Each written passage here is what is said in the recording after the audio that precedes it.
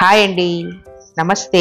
Welcome to Shashi home talks. ఒక special vlog ద్వారా మీ ముందుకు వస్తూ ఉన్నాను. శివరాత్రికి మేము నల్లమల్ల ఫారెస్ట్లో ఉండే గుండ్ల బ్రహ్మేశ్వర స్వామి టెంపుల్ దర్శనానికి వెళ్తూ ఉన్నాము.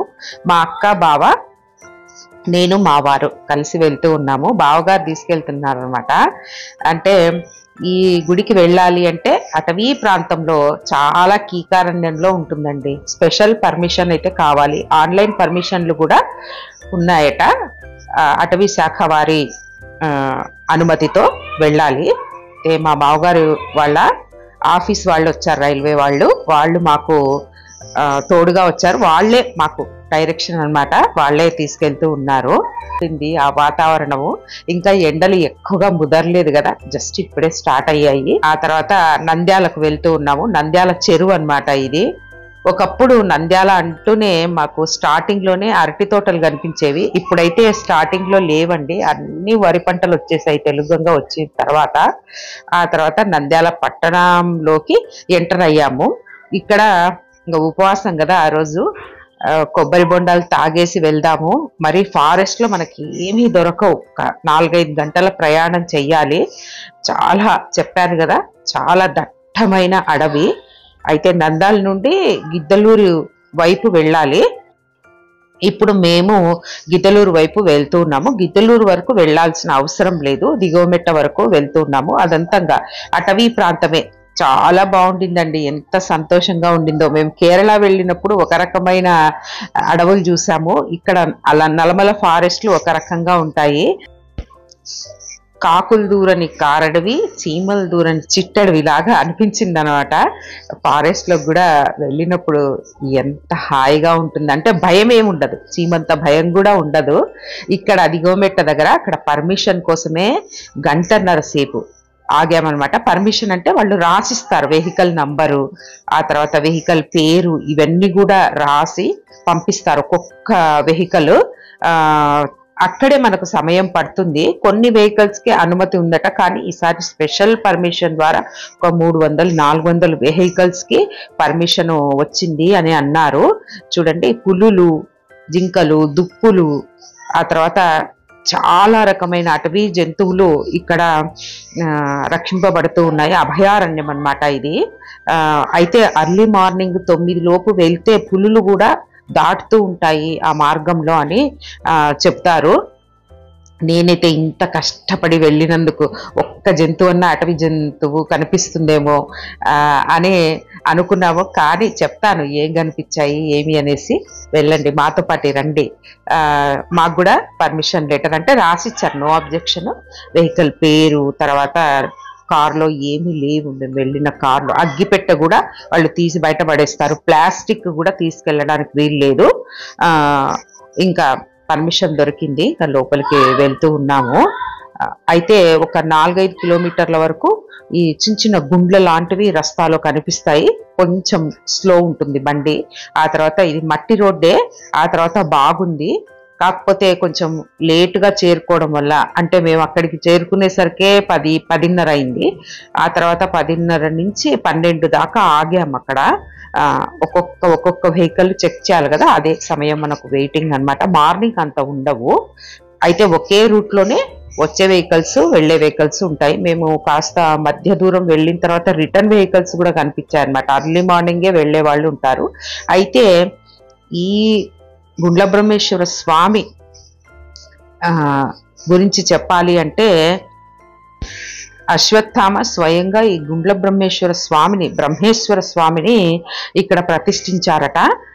ఆ తర్వాత ఇక్కడ అశ్వత్థామ విగ్రహం కూడా ఉందండి.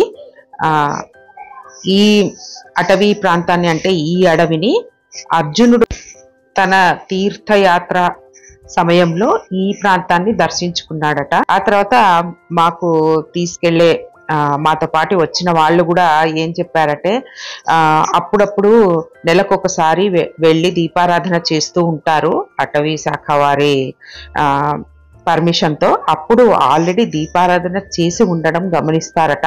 అశ్వత్థామనే స్వయంగా వచ్చి దీపారాధన చేసి వెళ్తాడు అనేసి ఇక్కడ వారి నమ్మకమట. ఇంకా ఇక్కడ కొంచెం సేపు ఆగాము. అంటే 10 కిలోమీటర్లు ఒకసారి మనకు ఆఫీస్ ఉంటుంది ఈ ఫారెస్ట్ డిపార్ట్మెంట్ వాళ్ళది. అక్కడ ప్రతి చోట మనం రాయించుకుంటూ వెళ్ళాలి, అబ్జెక్షన్ తీసుకొని వెళ్ళాల్సి వస్తుంది. ప్రతి చోట నోట్ చేస్తారు పలాని వెహికల్ వెళ్ళింది పలాని నంబర్తో అనేసి. ఆ తర్వాత మధ్య మధ్యలో మనకు ఇలాంటి వాటర్ బాడీస్ కనిపిస్తాయి, చిన్న రివర్ లాంటివి, పాండ్స్ లాంటివి అనమాట. అయితే ఈ గుండ్లకమ్మ రివర్ నది ఇక్కడే పుట్టిందట, జన్మస్థలము గుండ్లకమ్మ నది జన్మస్థలము. ఒక చోట అయితే చాలా బాగుంటుందండి. అయితే మనము చాలా అవర్స్ వెళ్ళడం వల్ల ఇక్కడ ఛార్జింగ్ కూడా అయిపోతుంది. నాకు వెళ్ళేటప్పుడు పెద్ద టైం సరిపోలేదు, కానీ మనం దిగి మరి వీడియోస్ తీసుకొని వెళ్ళాలి అంటే టైం అంతా కిల్లింగ్ అనమాట. మరి చేరుకోవడం కష్టం, మళ్ళీ అదే రోజు రిటర్న్ అవ్వాలి అంటే చాలా కష్టం. అందుకనే కొంచెం తక్కువగా వీడియోస్ తీయగలిగాను. ఈ చోట మేము దిగామన్నమాట. దిగేసి ఆ చిన్న పారుతూ ఉంది కదా, భలే అనిపించింది. ఇక్కడ వీళ్ళు గిరిజనులు కూర్చొని ఉన్నారు, వాళ్ళను కూడా ఈ అటవీ శాఖ వాళ్ళే తీసుకొని వస్తారట. వాళ్ళైతే పాపం ఈ 2-3 రోజులు శివరాత్రి రోజు అక్కడే ఉంటారు ఆన్ డ్యూటీ మీద. ఆ తర్వాత ఓన్లీ శివరాత్రికే ఇక్కడ పర్మిషన్ ఉంది. ఆ తర్వాత కార్తీక మాసంలో కార్తీక సోమవారాలది వెళ్తూ ఉంటారట. మధ్య మధ్యలో దీపారాధన చేయటానికి వారానికి ఒకసారో నెలకోసారో వెళ్తూ ఉంటారని చెప్తారు.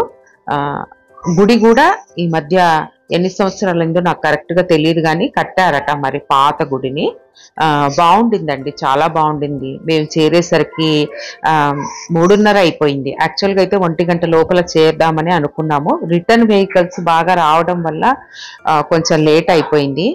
నేను మా అక్క దిగేసి ఎంత హాయిగా ఉండిందో, చాలా బాగుండిందండి. వెళ్ళే సమయంలో దుప్పులు కనిపించాయి అన్నమాట. అదే వీడియో తీశాను, కానీ కొంచెం కదలాడుతూ దుప్పులైతే బాగా పెద్దగా, కానీ కెమెరాగా అదో చిన్న పిల్ల ఒకటి, తల్లి తండ్రి చిన్న పిల్లలాగా 3 దుప్పులు వెళ్తూ ఉండినాయి. అవి మాత్రం కనిపించాయి. ఎందుకంటే మేము వెళ్ళిపోవడం కదా, వెహికల్లోంచి వెళ్తూ ఉన్నాము. ఆ వెళ్ళేటప్పుడు ఆన్లో పెట్టుకోవాలి, తీయాలి. ఇంకా ఇంకో చోట మళ్ళీ ఆగాము, అక్కడ కూడా మాకు పర్మిషన్ రావాలన్నమాట. గేటు తీశారు, ఇంకా లోపలికి వెళ్ళాలి. లోపలికి ఒకటి 2 కిలోమీటర్స్ వెళ్తే అప్పుడు మనకు గుడి కనిపిస్తుంది. అక్కడికి వెళ్ళిన తర్వాత ఎంత ఆనందంగా ఉండిందో, చాలా బాగుండిందండి. ఒక చోట అయితే స్నానాలు చేస్తూ ఉన్నారు, కంటిన్యూస్గా ఫ్లో అన్నమాట. అక్కడ ఈ గుండ్లకమ్మ నది జన్మస్థానమట. అక్కడ అందరూ స్నానాలు చేస్తూ ఉన్నారు. మేమైతే ఆగలేదు, ఎందుకంటే లోపలికి వెళ్ళి మళ్ళీ నాకు మా అక్కకు త్రికార్తీ వ్రతం పూజ ఉందన్నమాట. నేను 2 సంవత్సరాల నుంచి చేసుకుంటూ ఉన్నాం కదా. ఒకటి కార్తీక పౌర్ణమి, సంక్రాంతి రోజు, ఆ తర్వాత శివరాత్రి రోజు. సంవత్సరానికి 3 సార్లు చేయాలి. అలా 3 సంవత్సరాలు. మాకైతే స్వామి రండి అని ఎదురు పన్నట్టుగా స్వామిని ఉత్సవంగా తీసుకెళ్తూ ఉన్నారు, బ్రహ్మేశ్వర స్వామిని. అలా 3 రోజులు బ్రహ్మోత్సవాలంట. వెళ్తూ ఉన్నారు. పెద్ద గ్రామం కాదు ఇది, అడవే, దట్టమైన అడవి. ఎంత ఆహ్లాదకరంగా, ఎంత 2 కండ్లు సరిపోవు, అంత చాలా రమణీయంగా ఉంటుంది.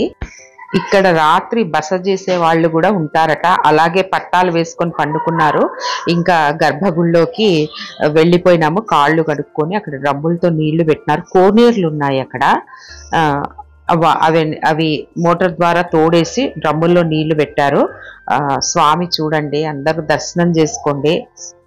స్వయంగా అశ్వత్థామ ప్రతిష్ఠించిన లింగం అంట. ఎంత ఆనందంగా అనిపించిందో అండి. అంత కష్టపడి వెళ్ళిన తర్వాత దేవుణ్ణి అలా స్పర్శించినామంటే నిజంగా ఎన్నో జన్మల పుణ్యం ఉండాలి, ఎన్నో మనకు మనశ్శాంతి కలుగుతుందట, ఎంతో మంచి జరుగుతుందని చెప్తారు. ఇక్కడ వెళ్ళిన వాళ్ళకి మేము పూజ చేసుకుంటూ ఉన్నాం, త్రికార్తీ వ్రతము. ఇంకా వెళ్ళిన తర్వాత నా వీడియోలో ఫోటోలో గొడవ అనమాట. మా వారు తీశారు, పూజ చేసుకున్నాము. సంతజూటూరు పక్క గ్రామం వాళ్ళు, బండాత్మకూరు వాళ్ళు వచ్చి అమ్మయ్య మేము కూడా పూజ చూడొచ్చా అని అడిగినారు. వాళ్ళు కూడా మేము పూజ చేసుకున్నంతసేపు అక్కడే ఉన్నారు. తీర్థ ప్రసాదాలు వాళ్ళు కూడా తీసుకున్నారు. చాలా అదృష్టం అమ్మయ్య మాకు అని చెప్పినారు అనమాట. 12 ఏళ్ళు అయిందట ఆమెకి సంతానం లేక. ఇక్కడికి వచ్చి వెళ్తే సంతానం కలుగుతుందని వాళ్ళ నమ్మకము. అక్కడ అన్నప్రసాద వితరణ కూడా జరుగుతోంది. రకరకాల జనాలు 2-3 టెంట్ల వేసుకొని అన్నదానం చేస్తూ ఉన్నారు. మేమైతే మా వాళ్ళు, మాకు పూజారులు మా చుట్టాలే, వాళ్ళు బరుగులు తిరుగువాత చేస్తున్నారు అనమాట. అది తినేసి ఇంకా బయలుదేరినాము. 5:15 అయిపోయిందండి. ఇంకా వెళ్ళేసరికి చాలా చీకటి. మరి నంద్యాలకు వచ్చేసి మా ఊరికి వెళ్ళి లగేజ్ తీసుకొని 11:15కు నంద్యాలలో ట్రైన్ తిరుగు ప్రయాణం పట్టాము. చాలా బాగా జరిగింది. ఈ వీడియో మీకు నచ్చినట్లయితే లైక్ చేయండి, షేర్ చేయండి, సబ్స్క్రైబ్ చేసి బెల్ ఐకాన్ని క్లిక్ చేయండి. Thank you.